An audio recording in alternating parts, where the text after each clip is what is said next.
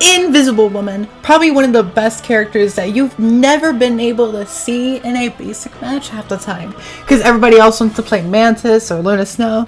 But honestly, Invisible Woman is just that character that is just overly reliable.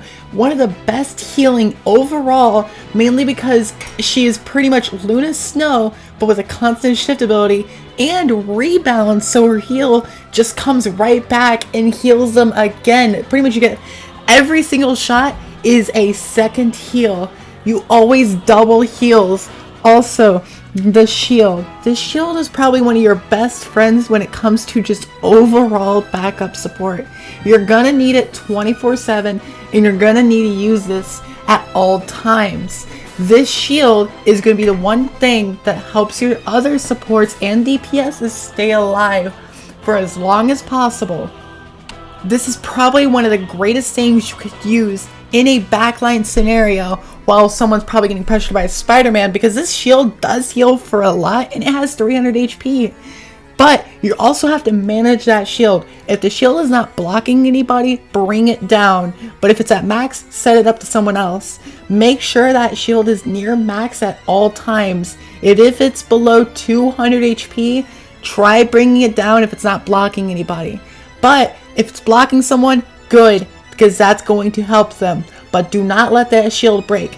The shield will be put on about a 6 to 6.5 second cooldown when it's broken, which can be very dangerous to put on. And you cannot let that happen. That shield is your number one guidance to make sure your supports have a consistent heal and your DPSs have a consistent block to rely on and to stay behind. It is overall your best friend in every single scenario. For your next move, which is your Psionics, also known as your E move. Your E move has two variations, one where it pushes and one where it pulls. It deals not that much damage, but it's enough to kind of be noticeable, mainly for other supports and other DPSs to kind of start looking at you. But one of its greatest uses is against a Bruce Banner who is just de-transformed, or just a Bruce Banner main in general. Mainly because Bruce Banner likes to run away with his grenade. So when you see that grenade get popped out, you're gonna pull them in and let your DPSs finish the job. It's one of the greatest ways to finish them off real quick. Now for your Psionic push, which is probably one of your best case scenarios when it comes to just overall being annoying. Mainly due to the fact that push can knock someone off the map and destroy their day. You're not going to make them happy. They're going to try trash talking you, even though you just knocked them off the map like a Jeff ultimate. But instead of having to charge your ultimate like Jeff, you just have to wait 8 seconds and then knock them off the map and then ruin their day. But still, you have to be very specific because it does not knock them back that much. It still is noticeable how much knockback it deals, but it's not that much of a knockback in the grand scheme of things. If you're not near an edge, then it's not going to be useful. You're better off pulling them in and letting your DPSs pretty much massacre them. It's probably your best case scenario if you're going to deal with Psionics and a DPS or a support that's kind of pushing in a little too much. Overall, one of the greatest moves to just kind of pull out when you actually have the chance to. Now, for your shift ability is one of the best moves, mainly because it just deals some basic tick damage in that small radius area. It's very decent and overall pretty good. Kind of pressures them to kind of move away. It's a slight tool just to kind of spread out the people. So if you're dealing with like Moon Knight or some other like character that wants to like kind of group up with everybody else, you gotta spread them out with your shift ability. So your melees like Black Panther can start actually picking them off. It actually helps to pick them off after you spread them apart. It's kind of like cheeks. You gotta spread them apart before you can actually deal with them.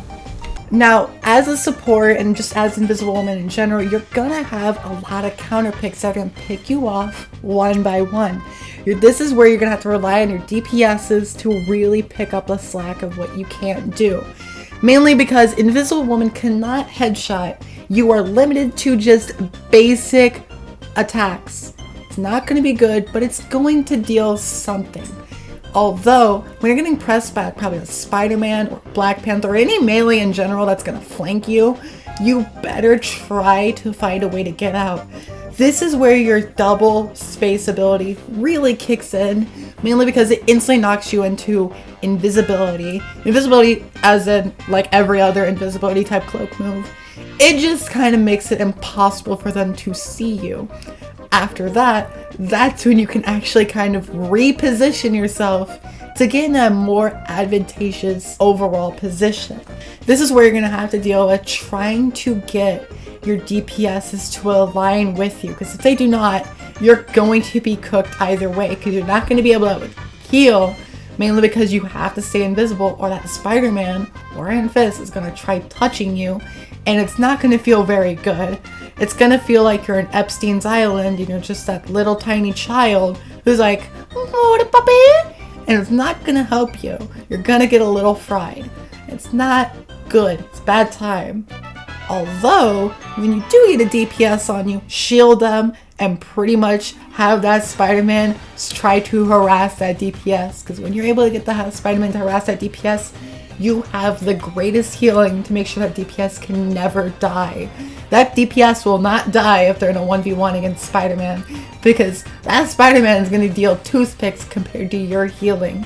It's not going to be enough for that Spider-Man to really do. But I will warn you, when it comes to just overall damage output, you're still going to have to worry about Black Panther. He's still a big worry, mainly because he likes to solo ult people, because Bast is a bitch. Bast is a big bitch when it comes to just being overall annoying to deal with. Although, you're going to have to deal with the end of stats, you're going to have to deal with possibly players trying to mock you for having a weirdly high damage block, because you're going to deal a lot of block damage because of your shield. Your shield is so good at absorbing that damage from your tanks, and then your tanks are going to try talking trash to you. It's going to be a little annoying, but it's okay. You're going to deal with that. You're going to have to buckle it up and you're going to say, well, sucks to say. You kind of suck as a tank and I'm kind of doing your job for you. Invisible Woman can do about what a tank can do, but not at the best effectiveness. You're dealing with a limited amount of pool of what you can really do. I will warn you about the shield. The shield does have a varied cooldown based on the HP. When you do take it down at like 20 to 5 HP left, it's going to be on a cooldown for 5 seconds compared to that 6 to 6.5 seconds of when it's destroyed. So bring it down if it's low. Just a good recommendation to keep y'all safe and to make sure y'all master Invisible Woman to the best of her ability. Still trying to get Lord with her, and it's a hell of a grind to do. I have about 16 hours on her. I'm so damn tired, but it's going to be one hell of a grind. I'm trying to make a better video for you guys coming out on Saturday.